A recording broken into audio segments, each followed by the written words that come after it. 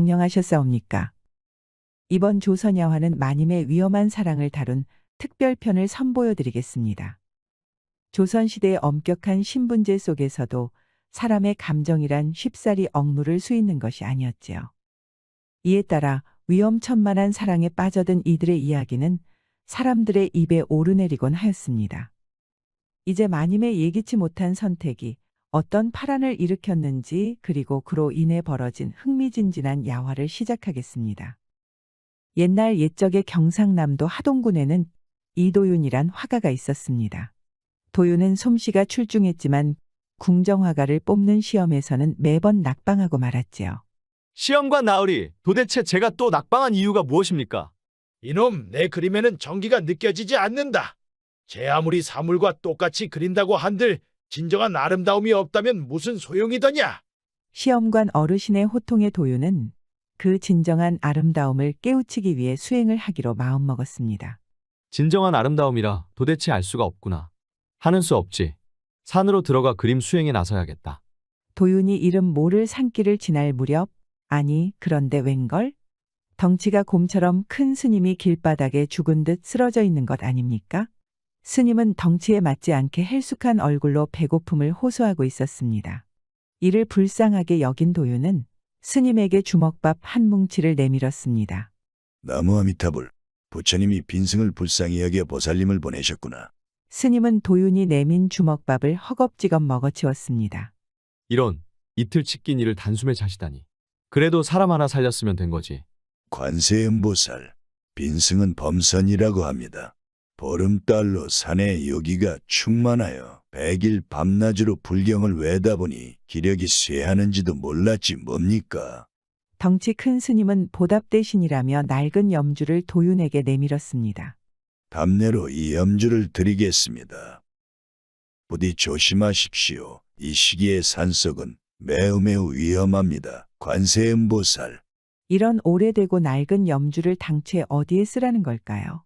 도윤은 영 마음에 안 들었지만 염주를 품속에 넣고 산을 올랐습니다.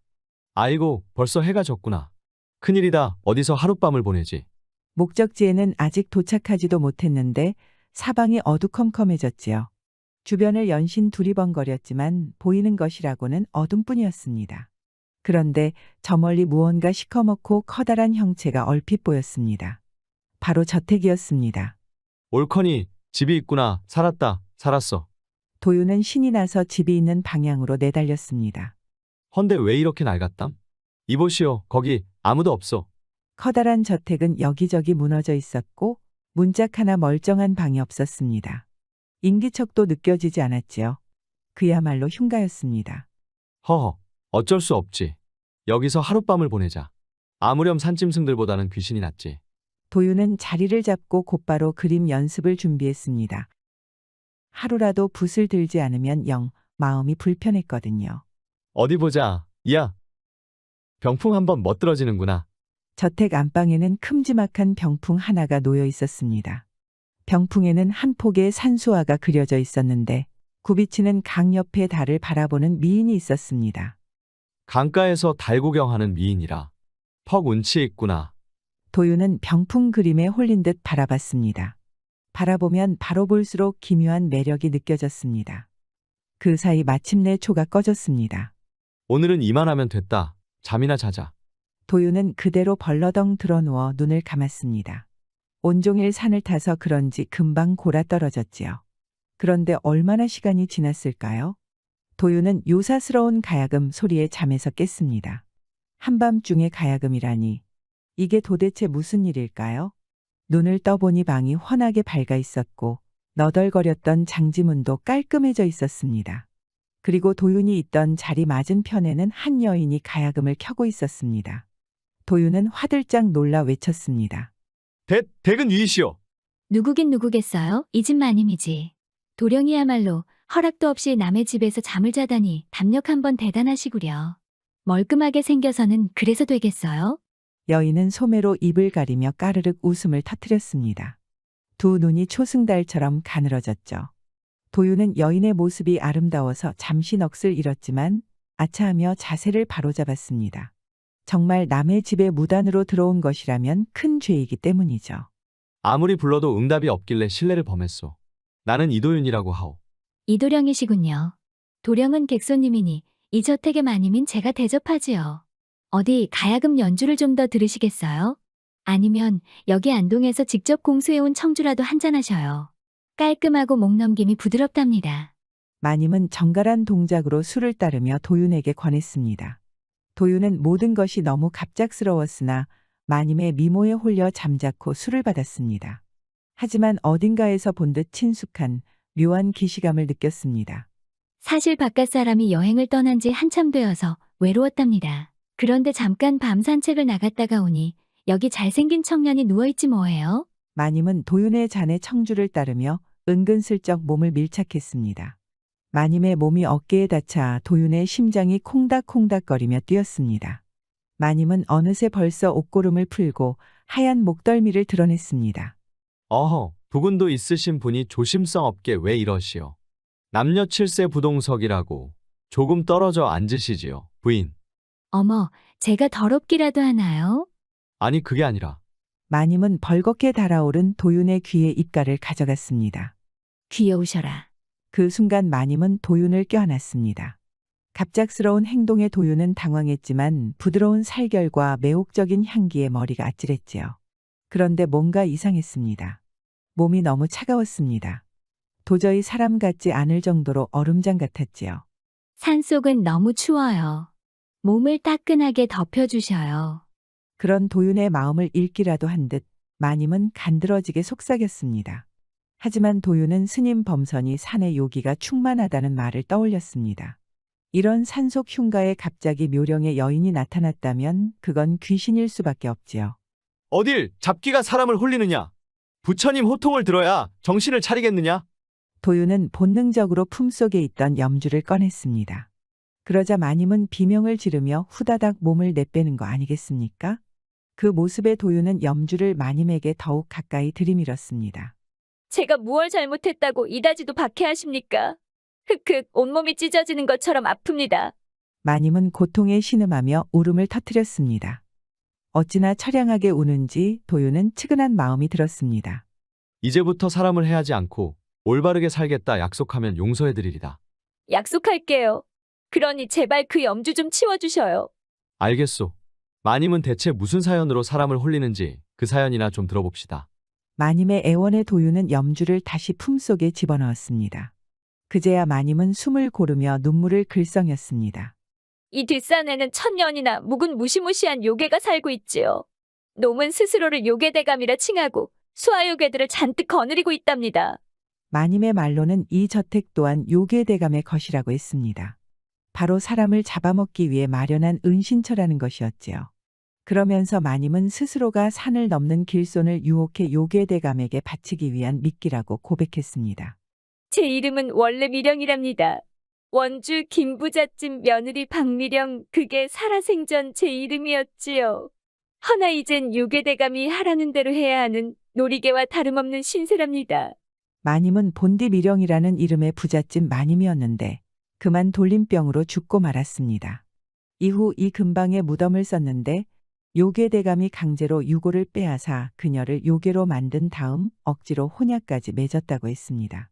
도윤은 마님의 가슴 아픈 사연에 동정심이 끌어올랐습니다. 미령, 그러면 대체 내가 어찌해야 마님을 도울 수 있겠소이까? 마음씨 고우신 도령님. 제가 올바르게 살려면 요괴대감이 빼돌린 제 유골을 되찾아야 합니다. 알겠소.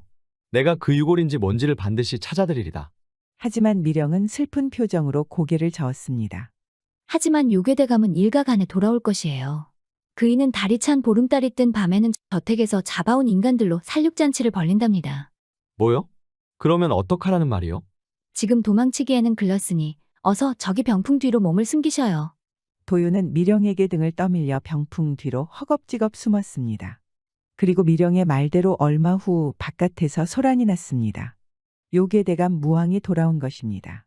이리 오너라. 요괴대감 무왕님 행차하신다. 꽹과리와 피리 그리고 북을 치는 소리가 요란하게 나며 커다란 가마가 마당으로 들어섰습니다.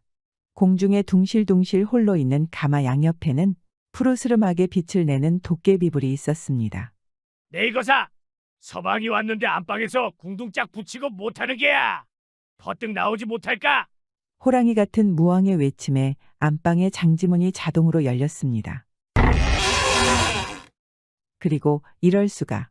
마당에는 그야말로 백귀야행을 연상케 하는 요괴들이 잔뜩 있지 뭡니까? 대감님, 오늘 잡은 녀석들이 아주 화로처럼 싱싱합니다요. 아이고, 요 녀석 보십시오. 살이 아주 통통하게 올랐습니다. 오냐, 이놈들을 후딱 손질해서 술상을 내오너라. 미령이 도윤에게 경고한 대로였습니다. 저택은 삽시간에 요괴들로 가득 차 한바탕 잔치가 벌어졌습니다. 무왕은 안방에 들어앉아 바깥에서 미령에게 수청을 들게 했습니다. 자, 어서 술 한 잔 따라봐. 서방이 바깥에서 고생하고 왔으니까. 잔치는 정말 끔찍했습니다. 사람들의 비명소리와 아우성이 풍악과 뒤섞여 사위스러운 가락을 만들었습니다. 도윤은 그 모습에 오들오들 떨면서 숨죽이고 있었습니다. 아이쿠야. 헌데 너무 병풍에 몸을 바짝 붙이고 있던 탓일까요? 그만 병풍이 뒤로 휙가닥 넘어갔습니다. 그 덕에 도윤은 무왕 앞에 벌러덩 낮아빠져 버렸죠. 아니, 이게 무엇야? 부인이 날 위해 간식을 준비했어. 고놈 참 만나게 생겼다. 무왕이 군침을 삼키며 도윤에게 손을 뻗었습니다. 그때 미령이 두 눈을 질끈 감고 무왕의 팔에 매달렸습니다. 도령, 어서 도망치세요. 어서요. 이 여편 내가 미쳤나? 서방이 일 보러 나간 사이에 바람이 났구나. 무왕이 미령과 옥신각신하는 사이 도윤은 불이 나게 달렸습니다.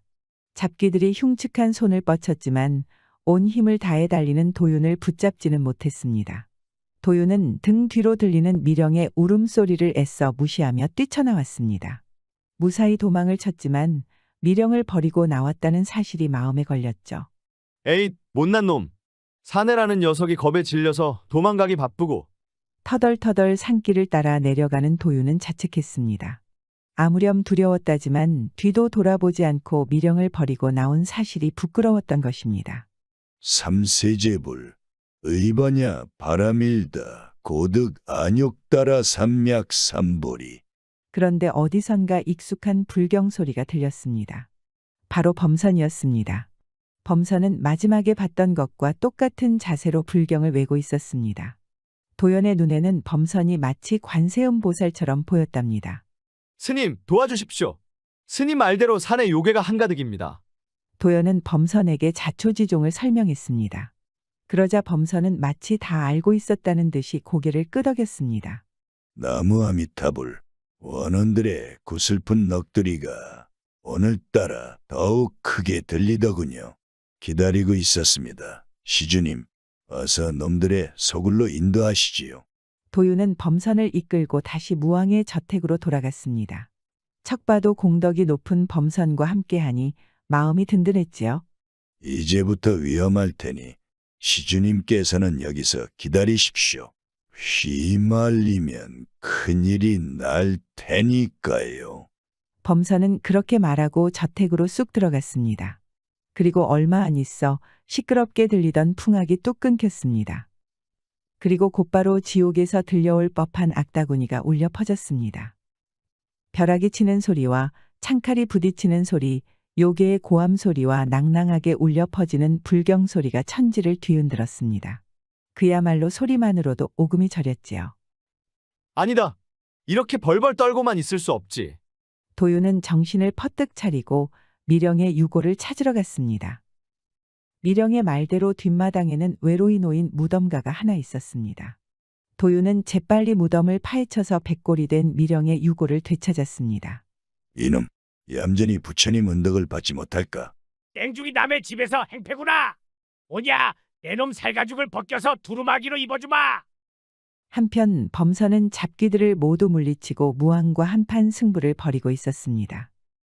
헌데 무왕의 귀력이 너무 강대한 나머지 서서히 범선이 밀리기 시작했지요.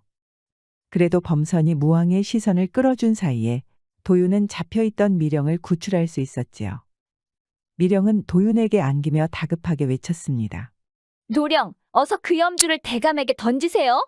그 염주는 부처님 사리로 만들었기 때문에 요괴 대감도 버티지 못할 것이에요. 옳거니. 스님이 주셨던 이 염주가 정말이지 귀한 보물이었구나. 알겠소, 부인. 도윤은 얼른 염주를 꺼내서 요괴대감을 향해 힘껏 던졌습니다. 뭐냐? 이 더러운 염주는? 염주가 무왕에게 닿았지만 아무런 일도 일어나지 않았습니다. 그저 어리둥절할 뿐이었죠. 하지만 그때였습니다. 벼랑간 밤하늘에 먹구름이 잔뜩 끼었습니다. 아니, 무왕도 이상한 낌새를 눈치챘지만 이미 늦었답니다. 아니 글쎄, 마른 밤하늘에서 벼락이 꽂히는 것 아니겠습니까? 어찌나 강력한 벼락이었는지 멀리 있던 도윤과 미령도 폭발에 그만 엉덩방아를 찍었습니다.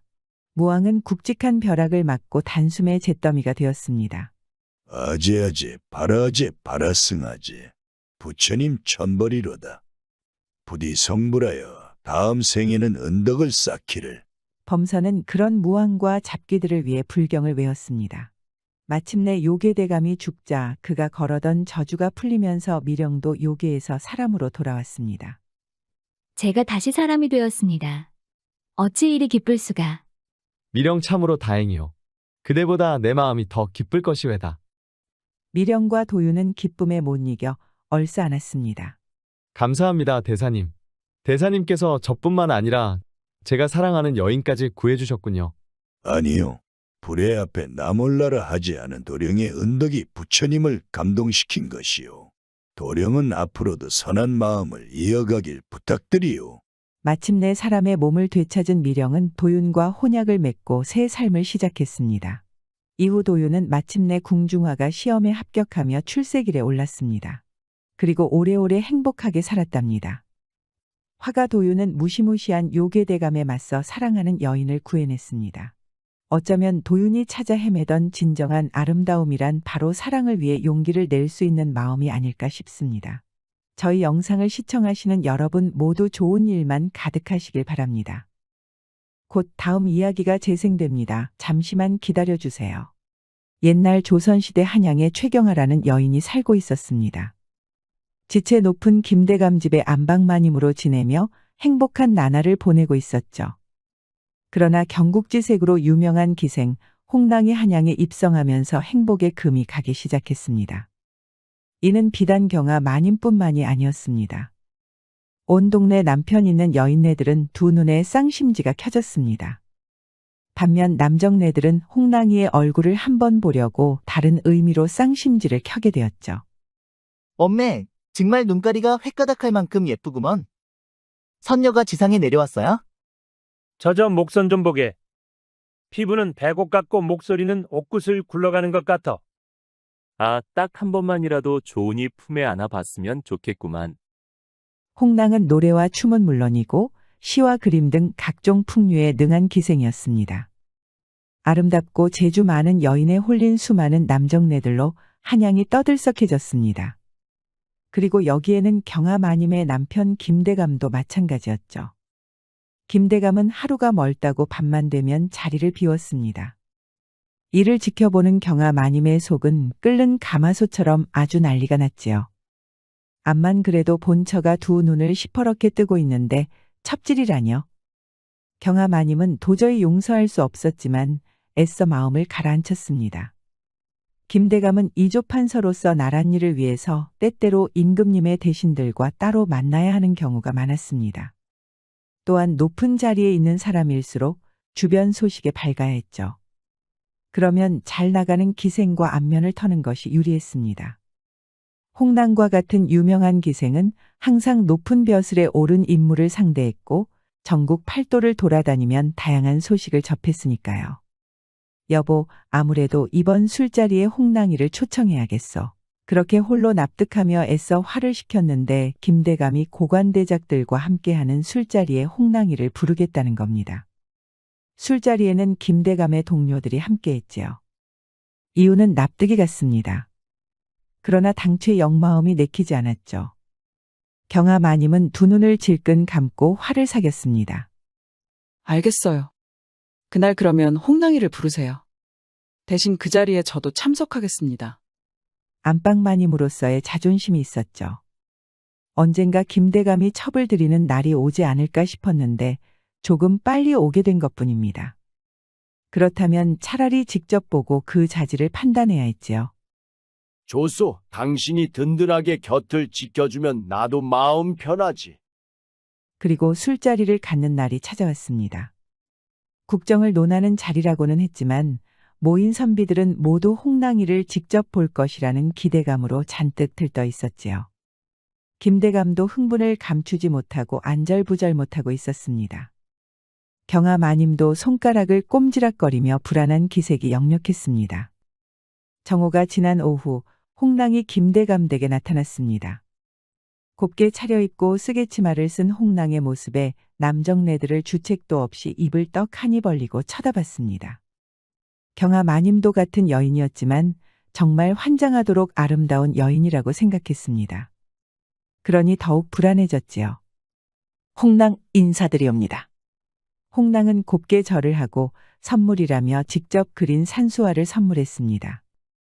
힘찬 붓질이 일품이었는데 일개기생이라고는 믿어지지 않을 정도로 훌륭한 그림이었습니다. 홍랑은 대감들이 이야기를 나누고 술잔을 기울일 때 검은고를 뜯는다든지 노래를 부른다든지 온갖 기회를 부리며 분위기를 띄웠습니다. 그러다 보니 대감들은 정작 이야기는 나누지 못하고 저마다 홍랑에게 푹 빠져서 어떻게 한번 손이라도 잡아보려고 갖은 애를 쓰는 것 아닙니까? 심지어 김대감도 홍랑에게 대화 한번 해보려고 난리를 피웠습니다. 경아 마님은 그야말로 꿔다 놓은 보릿자루 신세였지요. 그날 밤 술자리는 마무리되었습니다. 이후에 김대감은 밤은 물론이고 낮에도 자리를 비우고 홍랑을 보러 기생집을 제 집 마냥 드나들었습니다.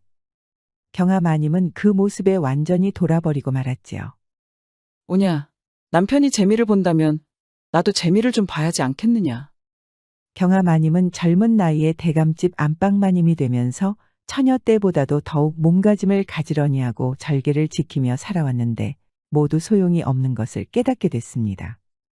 그렇다면 이제 마음껏 자유롭게 이맛저맛다 맛보고 살 심상이었죠.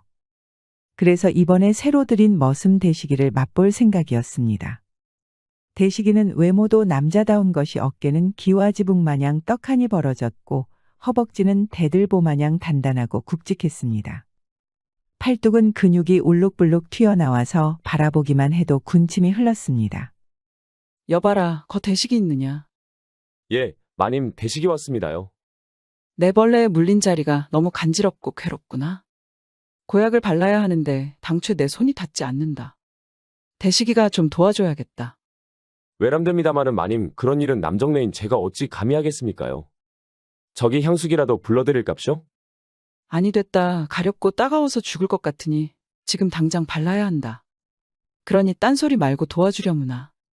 경아 마님의 막무가내의 대시기도 더 이상 거절하지 못했습니다.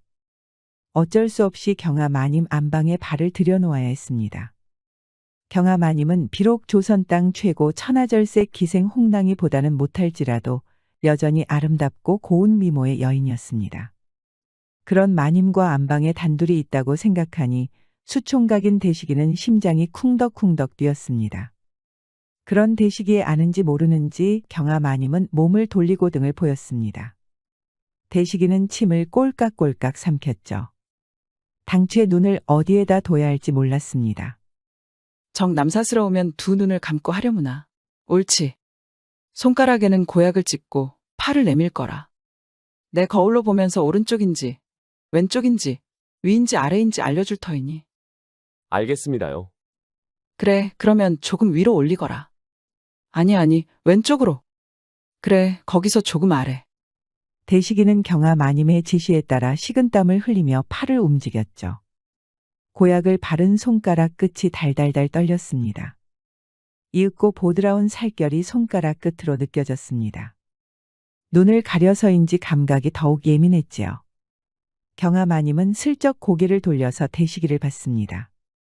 이미 준비가 완전 끝난 상태였죠. 비 온 다음 날 대나무 숲에 죽순이 자라난 듯 무지막지한 것이 쑥 올라와 있었거든요. 경아 마님은 그런 죽순을 콱 움켜쥐었습니다. 그러니 어쩔 도리 있나요? 수총각이 죽순을 잡혔는데 어쩌겠습니까? 경아 마님은 크고 튼실한 죽순 맛을 보게 되었지요.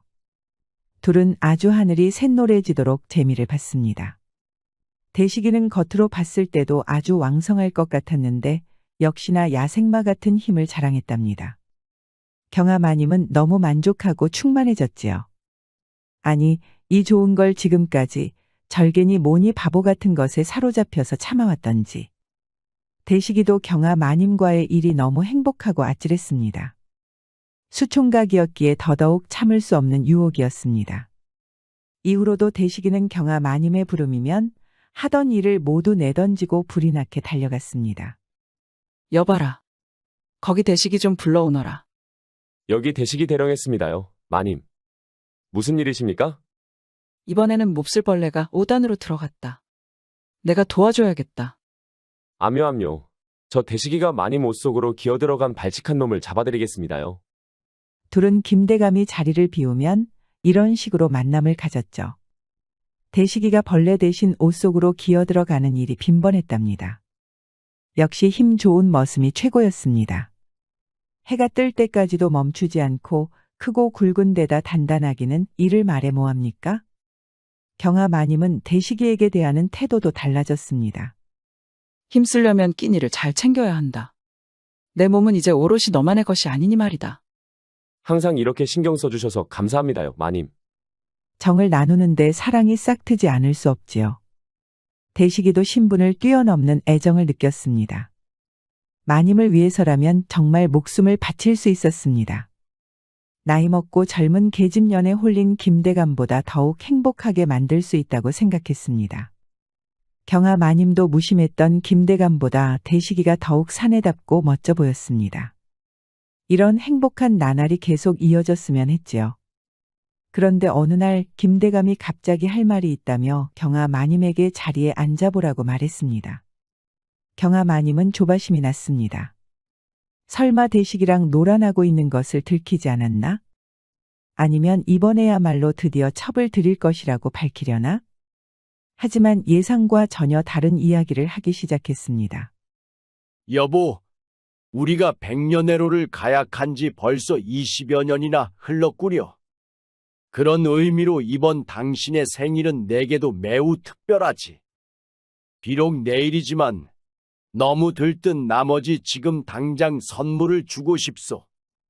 김대감은 경아 마님이 그려진 초상화를 보여주는 것입니다. 유려한 선으로 섬세하게 그려진 경아 마님의 그림은 아름답고 기품 있었죠. 경아 마님은 의외의 상황에 두 눈을 껌뻑껌뻑하고 떴습니다. 이게 다 뭐시여요? 언제 이렇게 그림을 그리셨어요? 내가 요즘 기생집을 제 집처럼 드나들었잖소. 홍랑이의 붓질 솜씨가 퍽 훌륭해서 가르침을 전수받기 위해서였소. 어떻소? 마음에 들어요. 경아 마님은 기쁜 마음과 동시에 심장이 덜컥 내려앉는 것 같았죠. 그러면 지금까지 기생집을 드나든 것이 계집질하던 것이 아니었기 때문이죠. 왜요? 마음에 안 드시오? 아니요. 너무 마음에 들어요. 고마워요. 예상치 못해서 조금 당황했을 뿐이에요. 경아 마님이 이렇게 말하자 김대감이 와락 껴안았습니다. 경아 마님은 김대감의 품속에서 5만 가지 생각이 들었죠. 그러나 하나는 확실했습니다. 대식이와 노란한 사실을 어떻게든 숨겨야 했습니다. 경아 마님은 방으로 돌아와서 골머리를 싸맸습니다. 대식이를 이대로 두었다가는 큰일이 생길 것입니다. 이에 경아 마님은 대식이를 다른 곳으로 팔아버리기로 했죠. 이는 대식이의 귀에도 들어갔습니다. 경아 마님이 대식이를 다른 집으로 팔아버리기 위해 사방팔방 돌아다니고 있다는 소식을요. 이에 대식이는 경아 마님에게 매달리며 아무 말도 하지 않을 터이니 제발 버리지 말아달라고 읍소했습니다. 소용없다. 이미 내 마음은 굳혔다. 아이고, 마님. 저만 입 딱 닫고 가만히 있으면 되지 않겠습니까? 그저 곁에만 있게 해주십시오. 애처롭게 매달리는 대식이의 모습에 경아 마님은 마음이 조금 흔들렸죠. 대식이만 입을 다물면 되는 문제였습니다. 하지만 경아 마님은 사실 절개를 저버린 자신의 모습이 대식이를 볼 때마다 떠오르며 절개를 저버린 죄책감 때문에 대식이를 치워버리고 싶은 것입니다. 이윽고 경아 마님은 김대감에게까지 대시기를 다른 집으로 팔자고 말했습니다. 힘 좋고 성실히 일하는 대시기를 갑자기 팔자는 경아 마님의 말에 김대감은 어리둥절했습니다. 그러나 사랑하는 아내의 요청에 김대감은 무시할 수 없었죠. 결국 김대감은 대시기를 청나라로 큰 거래를 하는 거상에게 팔아버렸습니다. 뭐시오? 지금 당장 짐을 싸서 나가라는 말이굽쇼? 이를 알게 된 대시기는 비상이 걸렸습니다. 사랑에 배반당한 것을 넘어서 이렇게 매몰차게 경아 마님이 자신을 버릴 줄은 상상도 못했던 것이지요. 눈이 돌아가 버린 대시기는 발광하면서 끌려가기를 거부했지요. 그럼에도 경아 마님과 놀아났던 사실은 절대로 말하지 않았습니다. 그 모습을 지켜보는 경아 마님은 후련한 것과 동시에 마음이 아팠습니다. 경아 마님도 대시기에 대한 마음은 거짓은 아니었기 때문이죠. 게다가 대시기는 팔려가는 상황에서도 경아 마님과 정을 섞은 사실을 결코 말하지 않았습니다. 이에 더더욱 마음이 아파진 경아 마님은 차라리 김대감이 정말 홍랑이와 바람을 피웠기를 바랬습니다. 하지만 여기서 정말 소름 돋는 일은 무엇인지 아십니까? 사실 김대감은 첩질의 계집질을 하고 있었다는 겁니다. 아무렴 기생집에 가서 그림만 배우고 왔다는 사실이 말이나 되는 것이겠습니까? 사실 마님에게 바치는 그림은 위장이었던 것이고 경아 마님은 이 거짓말에 홀딱 속아버린 것입니다. 심지어 김대감은 홍랑을 이미 첩으로 삼고 거처를 따로 마련해 두어 두 집 살림을 하고 있었습니다. 하지만 안방마님이라 자부한 경아 마님은 그 사실을 전혀 모르고 있었지요. 이렇게 자주 오시면 아내가 눈치채지 않겠어요, 나리. 저번에 홍랑이가 그려준 그림으로 마누라는 꿈에도 모르고 있을 거요. 그것보다 가물을 즐깁시다. 응? 아니, 왜 이렇게 두텁게 입고 있어? 옷고름이 너무 단단히 묶여 있구려. 김대감은 홍랑과 희희덕하며 놀아났지요. 김대감은 자신이 만들어낸 꾀에 기뻐했습니다. 그러나 김대감도 사실 홍랑에게 속고 있었습니다. 홍랑은 이조판서인 김대감의 재산을 야금야금 빼내고 있었거든요. 김대감은 자신의 곳간이 점점 텅 비는 줄도 모르고 하루가 멀다 하고 홍랑이를 만나고 있었죠. 해가 지나가고 계절이 여러 번 바뀌자 결국 김대감은 벼슬만 달고 있었지 속빈 강정 같은 양반이 되고 말았습니다. 가세가 서서히 기울어 머슴은 물론이고 가솔들도 사라지며 집은 허름해지기 시작했죠. 그러자 홍랑이는 김대감을 버리고 다른 곳으로 떠나버렸습니다. 홍랑이는 김대감만 만나고 있었던 것이 아니었거든요. 다른 대감들의 안주머니도 탈탈 털고 그득하게 돈을 벌어서 한양을 가벼운 발걸음으로 떠났습니다. 이쯤 되자 경아 마님도 김대감이 지금까지 자신을 버리고 다른 여자와 첩질을 하고 있다는 사실을 알게 되었죠. 후회는 항상 늦은 법입니다. 김대감은 폐인이 되어서 나란 일은 물론이고 밥조차도 제대로 먹지 못했습니다. 그야말로 인과응보가 따로 없었습니다. 경아 마님은 후회의 나날을 보내고 있었습니다. 빛나던 안방마님 생활은 완전히 망가졌고 믿었던 남편은 외도하다가 돈을 다 날려버렸고 집안은 망하기 바로 직전 상태이니 말입니다. 이미 거대한 기와집도 나와서 허름한 초가집으로 이사를 가야 했죠. 하지만 불행은 한 번 올 때는 한꺼번에 몰아치는 법이죠. 김대감은 충격으로 알아눕더니 시름시름 아프다가 그만 죽어버리고 말았습니다. 경아 마님은 여인네 홀몸으로 초가집에서 살아가야 했지요. 이렇게 살 바에는 콱 죽어버릴까라고 생각도 했지만 차마 겁이 나서 그렇게는 하지 못했습니다. 그러던 어느 날이었습니다. 초라한 초가집 앞에 멋들어지게 차려입은 선비 한 명이 나타났습니다. 의젓한 차림새에 허리를 쭉 펴고 선 모습이 흡사 무관처럼 보였지요. 경아 마님은 빨래를 널기 위해 밖으로 나왔다가 집 앞에 서 있는 선비를 발견했죠. 그런데 어딘가 상당히 친숙한 것입니다. 마님, 이런 곳에서 살고 계셨습니까? 어머, 아니 너 대식이 아니니? 그렇습니다. 그 선비는 바로 대식이었습니다. 분명 머슴짓이나 하던 대식이가 양반 같은 차림새를 하고 있었던 것입니다. 경아 마님은 깜짝 놀라서 들고 있던 빨래 바구니를 떨어뜨렸죠. 대식이는 그런 마님에게 다가와 떨어진 빨래를 주섬주섬 주워줬습니다. 정말 몰라보게 변했구나. 도대체 무슨 일이 있었던 거니? 대식이는 차분하게 그간 있었던 일을 설명해 주었습니다. 청나라와 거래하는 거상에 노비로 팔려간 대식이는 열심히 일했습니다. 경하 마님의 배신에 속이 쓰렸지만 그래도 그 마음을 이해할 수 있었기 때문입니다. 청것이랑 노란하다가 고관대작의 남편에게 들통나면 수모를 당할 것이 뻔했으니까요. 그래서 대식이는 거상의 아래에서 일을 열심히 하며 신분 상승의 꿈을 키웠습니다.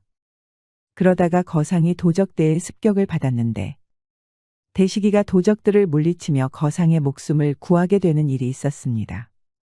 그 이후 거상은 대식이를 아들처럼 여기며 글 쓰는 법과 셈법 그리고 예법을 가르쳐 주었습니다.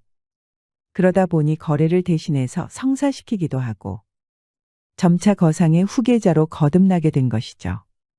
세월이 흘러갈수록 대식이는 옛날 상놈이 아니라 의젓하고 유능한 상인으로 성장했습니다. 그런데 먼 소문으로 듣기로 경하 마님의 집안이 쫄딱 망했다는 겁니다. 그걸 듣고 대식이가 가만히 있을 수 없었던 것이죠. 이 모든 것은 다시 마님에게 돌아가기 위해서였습니다. 경하 마님은 그런 대식이를 보며 하염없이 눈물을 흘렸습니다. 마음을 배신한 데다가 팔아버리기까지 했는데 이렇게 성공하고 돌아와서 여전히 사랑한다고 하는 대식이에게 볼낯이 없었기 때문입니다. 대식이는 그런 마님을 꼭 안아주었습니다. 그리고 지금이라도 다시 마음을 받아달라고 속삭였지요. 경하 마님이 그런 대식이의 갸륵한 마음을 과연 거부할 수 있을까요? 그럴 리가요. 그렇게 경하 마님은 성공한 머슴 대식이와 다시 인연을 맺게 되어서 오래오래 행복하게 살았답니다. 곧 다음 이야기가 재생됩니다. 잠시만 기다려주세요. 옛날 조선시대 한 마을에 이서주라는 여인네가 살고 있었습니다. 서주는 젊은 나이에 대감집에 시집을 가서 남부럽지 않은 삶을 살 수 있었습니다만 아주 큰 문제가 하나 있었습니다. 서주 마님은 색을 밝혀도 너무 밝혔던 겁니다. 반면 최대감은 따분한 사람으로 밤일도 아주 정승처럼 했습니다. 크기도 적절하고 굵기도 딱 좋았지만 자기 멋대로 금방 끝내버리고 휙 잠자리에 들어버리기 일쑤였습니다. 자세도 항상 정해진 정자세로만 일을 치르니 서주 마님은 소금물을 마실수록 갈증이 커지듯 욕구가 채워지지 않았지요. 그래서 서주 마님은 고양이처럼 몸을 웅크리면서 유혹해 보기도 하고 자는 사이에 냅다 올라타 보기도 했지만 소용없었습니다. 밤일의 변화를 주려고 하면 대감은 불호령을 내렸지요. 남사스럽게 무엇하는 짓이요? 그러지 말고 가만히 다소곳이 누워 있으시오. 이렇게 혼을 내고는 몇 날 며칠은 서주 마님의 터럭 하나도 건드리지 않았습니다. 여인네가 그리 남자를 밝히면 안 된다면서 말이지요. 아니, 남편과 사랑을 나누는 일이 어찌 잘못된 일입니까? 서주 마님은 속이 터질 노릇이었죠. 하지만 행여 다른 남자에게 정을 줬다가 남편의 얼굴에 먹칠해서는 안 될 노릇이었습니다. 서주 마님은 매일같이 끓어오르는 속을 애써 감추며 정갈한 마님 역할을 해냈습니다. 그런 서주 마님의 유일한 낙은 바로 남녀간의 사랑을 적나라하게 다루는 염정소설이었습니다. 그중 조선 제일이라고 손꼽히는 음춘몽의 작품을 제일로 좋아했습니다. 어쩜 이리도 과감할까? 아, 측이라는 것은 이리도 흥분되는 것이로구나. 방아찍기란 또 무엇이란 말이냐? 음춘몽의 소설은 무엇보다도 남녀간의 애절한 사랑을 잘 표현했습니다. 닿을 듯 말 듯 손끝과 입술을 간지럽히는 깃털 같은 묘사란 읽고 있기만 해도 몸속 깊숙한 곳이 뜨거워지는 듯 했지요. 서주마님은 단 한 번만이라도 이런 애절한 사랑을 나눠볼 수 있으면 좋으련만 하고 소녀처럼 꿈을 꾸었습니다. 이렇게 하루하루 음춘몽의 소설을 읽으면서 조금이나마 욕구를 채울 수 있었죠. 그러던 어느 날 한 잘생긴 선비가 최대감 댁을 찾아왔습니다. 윤지연이라는 생원으로 과거에 합격했지만 아직 관직을 배정받지 못한 선비였죠. 관직을 배정받을 때까지 최대감 댁에서 머무르게 되었습니다. 윤생원은 깔끔하고 외모일 뿐더러 행동거지도 아주 의젓한 그야말로 선비의 표본 같은 청년이었습니다. 때문에 최대감도 윤생원을 입이 마르도록 칭찬하며 아주 미래가 유망한 선비라고 소개했습니다. 윤생원은 별채에 머무르며 하루 종일 글 공부를 하고 간혹 외출을 나가 마실을 다녀오는 것이 다였습니다. 걸음걸이 또한 어찌나 우아하던지 이를 지켜보는 이로 하여금 넋이 나가게 만들 정도였습니다. 그런데 이상하게도 윤생원은 일을 하지 않으면서도 매달 꼬박꼬박 생활비를 서주 마님에게 가져다 주었습니다. 그것도 적은 돈이 아니었죠. 거의 30냥에 가까운 생활비를 냈습니다. 이 돈이 다 무엇입니까? 제 아무리 나란 일을 위해 글 공부하는 입장이지만 식충이처럼 남의 집에 빌부터 지낼 마음은 없습니다.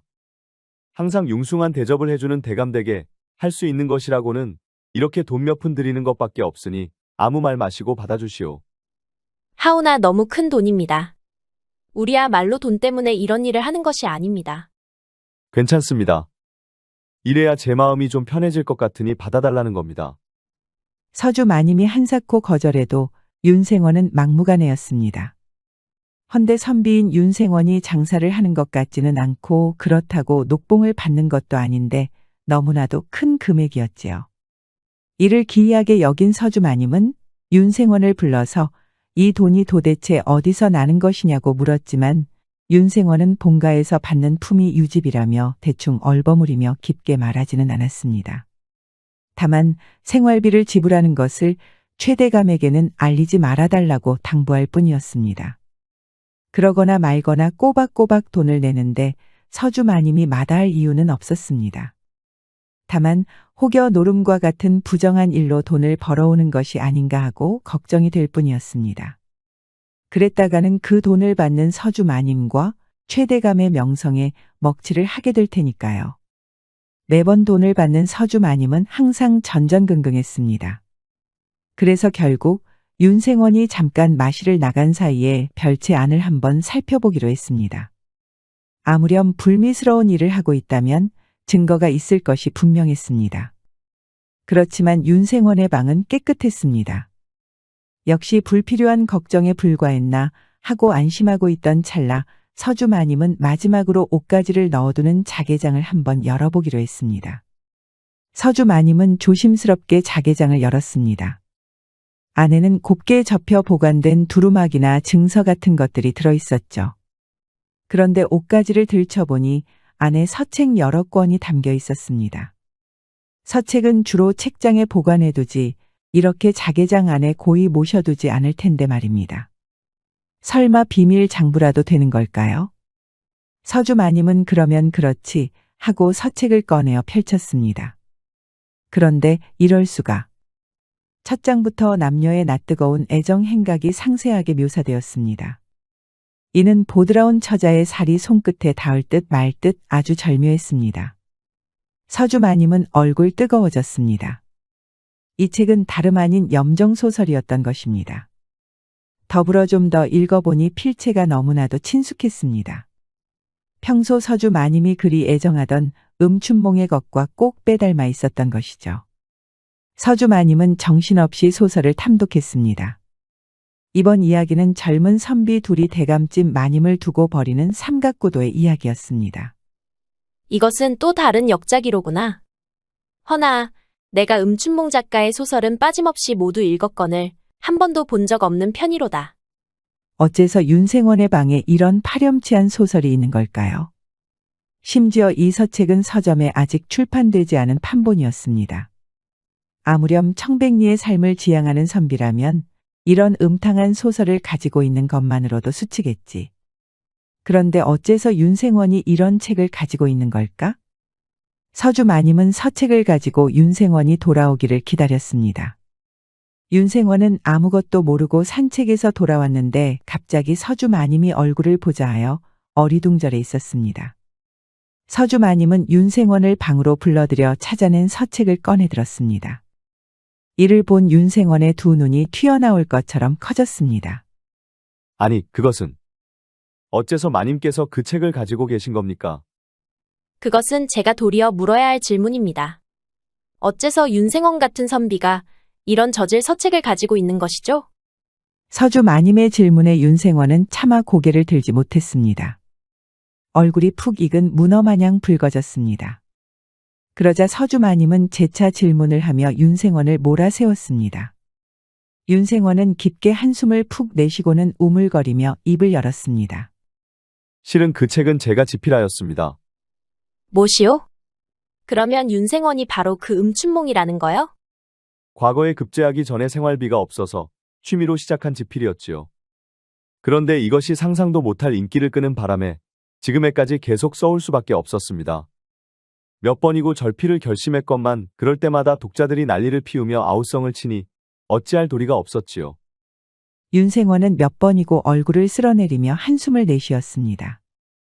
그리고 머리를 바닥에 박고 서주마님에게 간곡하게 요청했습니다. 제발 이 일을 비밀로 해달라는 것입니다. 그렇군요. 그래서 그렇게 생활비를 넉넉하게 낼 수 있었던 거구려. 이 사실은 그러면 저밖에 모르는 것이요? 그렇습니다. 그러니 부디 비밀을 지켜주시길 바랍니다. 알겠소. 하지만 조건이 하나 있소. 서주마님의 조건은 매우 간단명료했습니다. 음춘몽의 신작을 서점에 내기 전에 자기가 먼저 읽게 해달라는 것이었습니다. 윤생원은 의외로 너무나도 쉬운 조건에 흔쾌히 수락했습니다. 이후 서주마님은 음춘몽의 신작을 누구보다도 먼저 접할 수 있게 됐습니다. 옆집 유영감댁보다도 천석군 아내 현수 어멈보다도 먼저 읽었지요. 서주마님은 오매불망 새로운 작품이 나오기를 기다렸습니다. 그런데 하루는 윤생원의 신작이 좀처럼 나오지 않는 겁니다. 남녀간의 정을 주제로 글을 쓰지만 사실 지금까지 단 한 번도 여인과의 정을 섞어본 적이 없었던 터라 슬슬 상상력의 한계에 다다르게 되었던 것이죠. 이에 윤생원은 서주마님에게 요즘 새로운 소재 거리가 떠오르지 않아서 집필에 난항을 겪고 있다고 고백하였습니다. 서주마님은 그런 윤생원과 함께 신작을 고민하게 됐죠. 하지만 평소 염정소설을 하나도 빼먹지 않고 모두 읽었던 터라 여인의 시각으로 윤생원에게 조언했습니다. 그러자 윤생원은 화색을 띠며 손뼉까지 치며 기뻐했지요. 그거 참 좋은 생각입니다. 과부가 사랑한 머슴이 알고 보니 금부도사에 숨겨진 자식이었다니. 옳거니 그러면 정사는 어찌 나눠야 좋겠습니까? 과부는 분명 불타는 듯한 욕구를 품고 있을 터이니 서로 마주보며 껴안은 대면자이가 딱 알맞을 듯하네. 과연 사랑하는 연인이 서로 마주보며 뜨거운 시선을 나누는 것이로군요. 그거 참 기발한 생각입니다. 윤생원은 서주마님의 조언에 따라 곧바로 붓을 돌렸습니다. 이윽고 원고를 완성하고 서점에 내려갔지요. 이는 음춘몽의 신작 소설 만월성봉이었고 또 다른 역작으로 평가받으며 숱한 여인네의 입에 오르내리게 됐습니다. 윤생원은 서주마님의 도움으로 여인의 시선으로 염정소설을 집필하니 한층 더 작업이 수월해졌습니다. 그러나 글을 쓰면 쓸수록 남녀 간의 정이 얼마나 뜨겁고 아찔한 것인지 궁금해졌습니다. 서주마님도 마찬가지로 윤생원에게 조언을 하면 할수록 간신히 억누르던 욕구를 참기가 어려워졌습니다. 아무렴 윤생원은 식객에 불과하지만 잘생긴 외모의 행동거지 또한 의젓하니 호감이 가지 않을 수 없었거든요.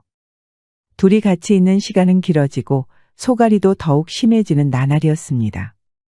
그러던 어느 날 밤 서주마님은 이러다가는 큰일이 나겠다 싶어서 오랜만에 최대감과 동침을 요청했습니다. 하지만 최대감은 다음날 일찍 조정해서 임금님께 보고해야 할 일이 있다 하며 단호하게 거절했습니다. 서주마님은 크게 낙담했지만 애써 감정을 숨기며 자리에 누웠습니다. 아, 그런데 오늘따라 달빛이 어찌나 휘영청한지. 결국 뜨거운 몸을 식힐 겸 마당에 나가 바람을 쐬었습니다. 서주마님은 차가운 밤 바람을 쐬면서 숨을 몰아쉬는데 누군가가 마당에서 찬물로 씻고 있는 것을 발견했습니다. 밝은 달빛의 의지에 가만히 바보니 씻고 있는 사람은 윤생원이었습니다. 윤생원은 우통을 벗고 찬물을 들이붓고 있었습니다.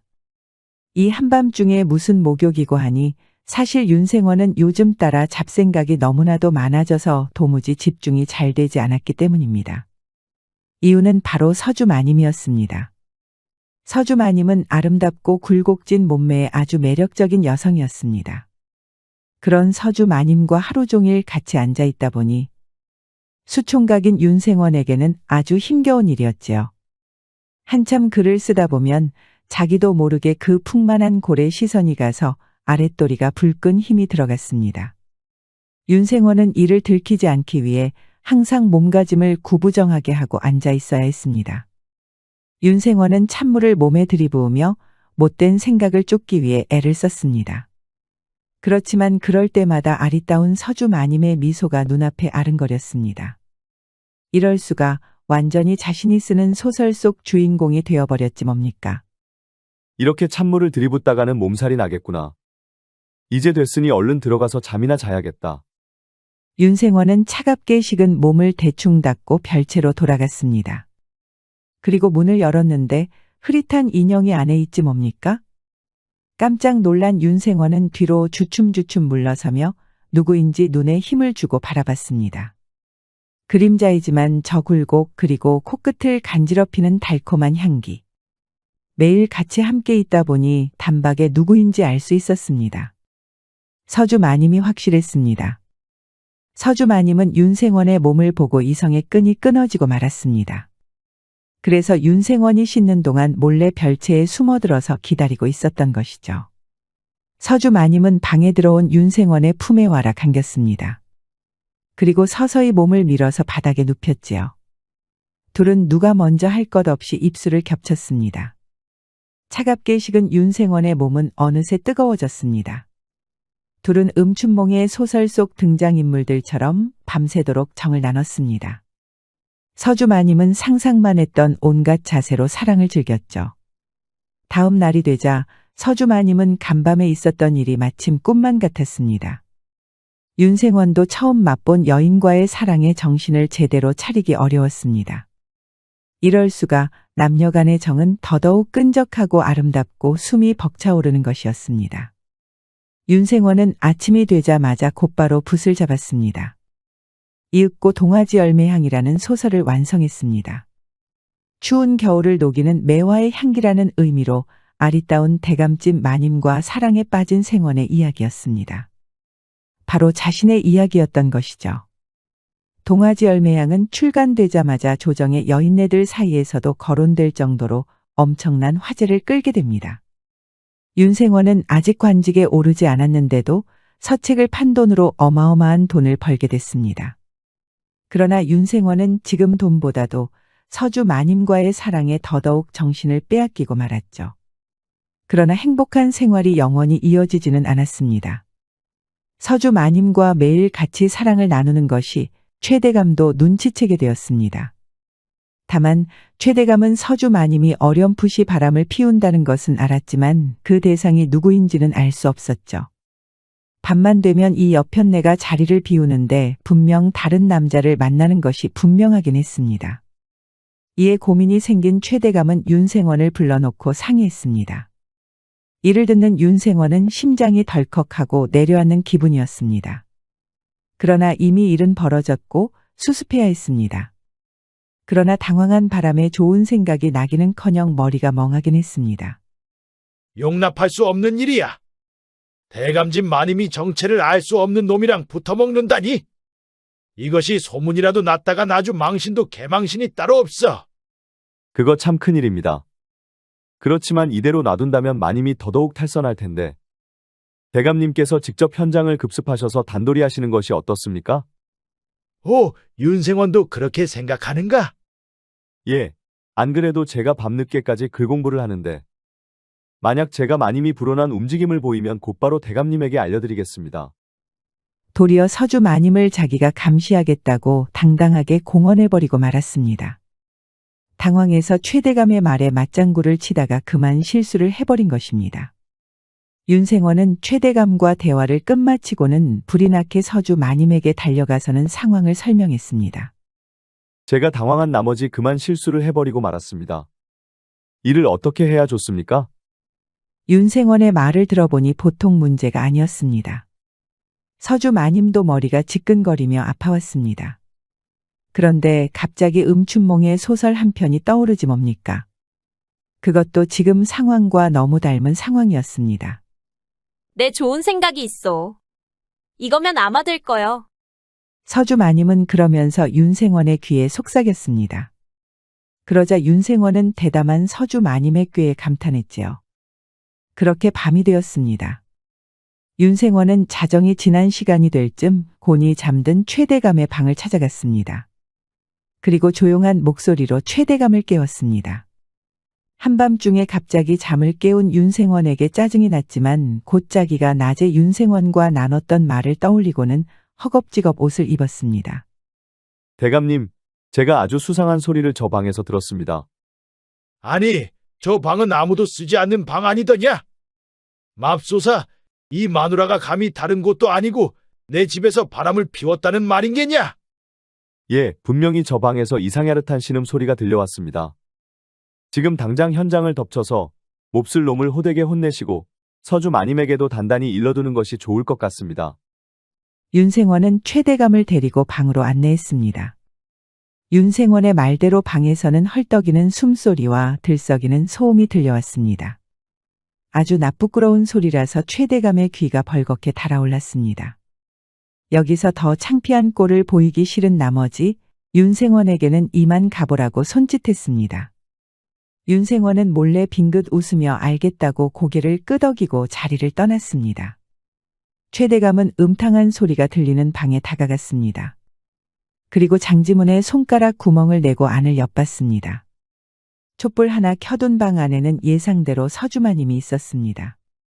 그런데 남자의 모습은 따로 보이지 않은 겁니다. 그러면 도대체 혼자서 어떻게 정을 나누나 했는데, 아니 글쎄 서주마님이 중로에 올라타 있는 것 아닙니까? 심지어 중로를 뱀처럼 휘감으며 이리저리 자세를 바꾸는데 그 모습이 어찌나 흥분되는지 최대감은 자기도 모르게 침을 질질 흘렸습니다. 이제야 서주마님의 매력에 눈을 뜬 최대감은 그만 더 이상 참지 못하고 장지문을 냅다 열어 젖혔습니다. 부인, 내가 당신을 너무 외롭게 했구려. 그따위 중로는 내버려두고 오늘이야 말로 제대로 사랑을 나눠봅시다. 서주마님과 최대감은 지금까지 겪어보지 못한 열정적인 사랑을 나누게 되었습니다. 이후 부부 금슬은 전에 없이 좋아져서 서주마님도 다른 생각이 들지 않게 되었지요. 윤생원도 머지않아 관직을 새로 배정받으며 마침내 다른 마을로 부임을 가게 되었습니다.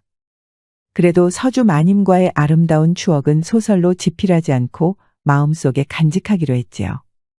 이후 서주마님은 남편과 다시 행복하게 뜨거운 사랑을 나누며 살 수 있었답니다. 우리 이야기가 여러분들에게 조금이나마 재미를 선사할 수 있기를 바랍니다.